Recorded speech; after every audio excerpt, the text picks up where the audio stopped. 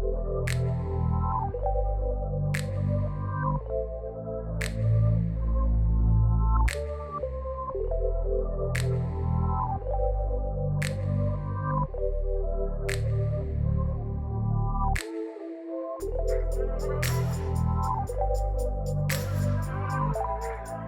everyone, and welcome to the channel. Today we're going to be looking at the S.H.Figuarts Super Saiyan Trunks, the boy from the future.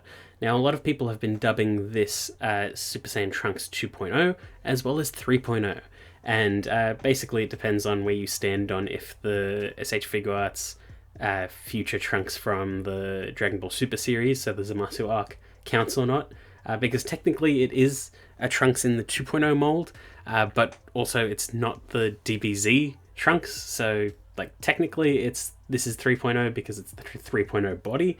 It's a whole thing. But anyway, this is the second real proper release of Trunks in this outfit for S.H.Figuarts, and he's got all of the modern conveniences as well as inconveniences of that mold. But generally, it is a fantastic figure, and we will be taking a closer look at it today. So taking a quick look at the box, you can see it's the standard S.H.Figuarts design, which is window on the front as well as main promo image on the side. Looks good, nothing too spectacular. On the side are the comic book panel sort of like preview images. They're not that good actually, just because you can't really see Trunks. There's like a shot of his foot, his hand holding a sword, and the Capsule Corp logo. It's a little bit hard to tell. On the back are a bunch of promo images, and you can get a closer look at all of the accessories that this figure is packing and what you can do with them. And on the other side is just a clear window saying his name, and on the bottom is a better promo image of just his face looking front on as well as his name. Looks really good. But what we're interested in is what's inside the box, so let's crack it open and have a better look. So here's Trunks out of the box, and you can see he looks pretty damn good. Now, general aesthetics, this is chunkier than most of the other S.H.Figuarts that sort of have been released in the last few years. This is the 3.0 mold, which has sort of been popularized since the Dragon Ball superhero Gohan, as well as the Figuarts Super Saiyan 4 Goku. So it's a bit of a different mold, it's a bit chunkier, but generally pretty good. Trunks does tend to seem a bit slimmer than a lot of the others, but the baggy pants and jacket sort of help make this mold seem a lot more natural. So yeah, it's just really cool. He casts a very cool silhouette. It's a very iconic silhouette, I think. It's the way his hair parts. Just looks really good. He just looks great. Again, S.H.Figuarts and Tamashii haven't been painting much of their figures lately. It's more just like some slight shading here or there and a few painted elements. A lot of it is bare plastic, and the same is true of this Trunks. There's some nice shading in his hair, don't get me wrong. It looks fantastic, and the face is all printed beautifully. But there's a bit of paint on his upper chest, which is the skin color, and it's just not super clean. From a distance it's fine, but at least the color matching is pretty spot on.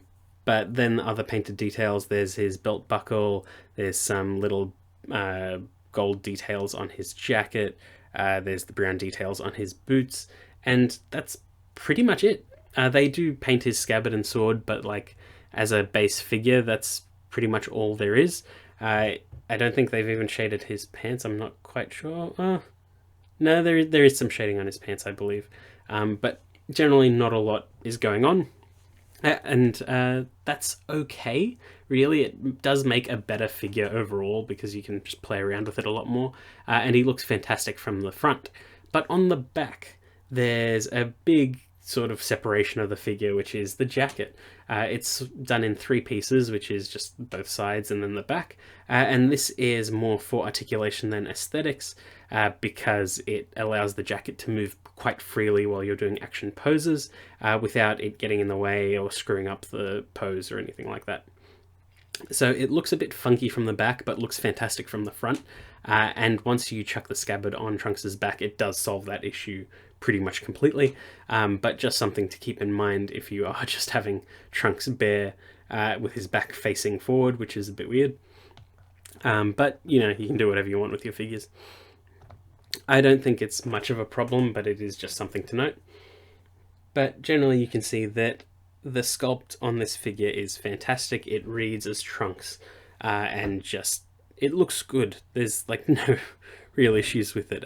Some people don't really like how the waist and legs are designed because they look like they're popping out a bit too much. And yeah, I do get that, but if you set them up right, it's just not, it's a non-issue really. I understand why they did it, and the articulation on it is saving grace for an aesthetic choice like that. Super Saiyan Trunks comes with 4 Super Saiyan faces as well as 1 normal face. Now the faces are a bit interesting on this one because they are quite standard, but you can do something cool with them.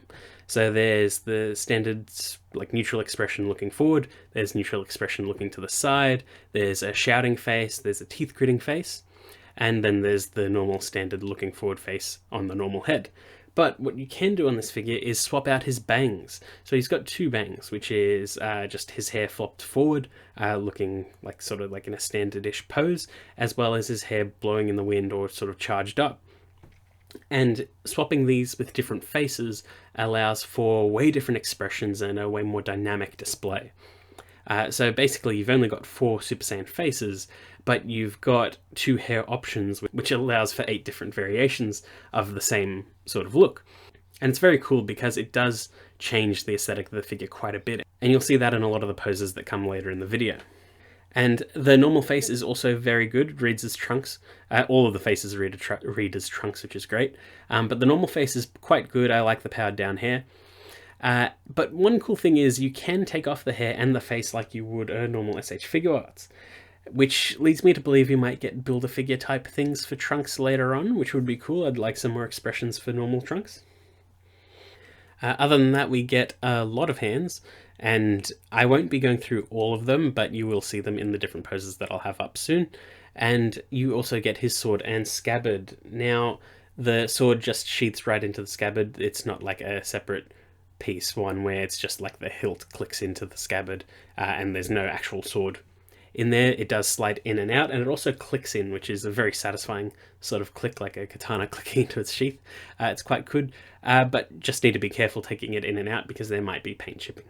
But I guess we'll go through articulation. So from the head, there's a ball joint at the head and the neck, so it allows for a decent range of motion. He is just slightly limited by the collar of his jacket, or more to how much you want to break the sculpt, but he can look down that far and up that far, which is pretty good. The down is quite good, it's quite deep. His arms can move out this far naturally, and then if you initiate the ball joint you can get more out of it. There's a swivel at the elbow and double bend at the arms, as well as a ball hinge for the hands. Now you can activate the butterfly joint and swing the arms around, and it also bends the jacket, and it allows for really cool bent but also like realistic poses with the jacket. It's very cool. The jacket does not get in the way and it just keeps the aesthetic going. And you may have noticed that I haven't been touching the left arm, and a lot of people have reported that the left arm is loose across the board and it is a massive deal breaker for the figure. Yes, the left arm is loose. No, it's not nearly as loose as everyone's making it out to be. You can still definitely pose it with the arm still attached. You just need to be a little bit careful with it. But every other joint is so solid that even if the arm does fall off, you can just pop it on and it won't really ruin the pose that you are working on. He's got an ab crunch. He can bend forward that far, which is really good, and back that far, which is so-so. Side to side, there's a full waist swivel, which is great. He can kick up that far and back that far, blocked by his butt, and he can do the full splits on the side, which is very, very good. It's cool that the sculpt of the legs do not get in the way at all. There's a double bend at the knees, as well as a hinge at the foot, and it can pivot to the side, and there's a toe bend. So pretty good articulation, very interesting structure with the jacket. I think it works really, really well and allows for some fantastic and iconic poses for Trunks. You can just have a lot of fun with this figure, and it's great that they put so much effort into this. Yes, there are issues with it. No, they're not deal breakers at all. One cool thing about the sword and scabbard, so in previous releases I know that the scabbard tends to get stuck in Trunks' back because it's like a mushroom peg or something like that, and it tends to break off, and so most of the figures that you find pre-owned have this problem, which is a bit of a shame.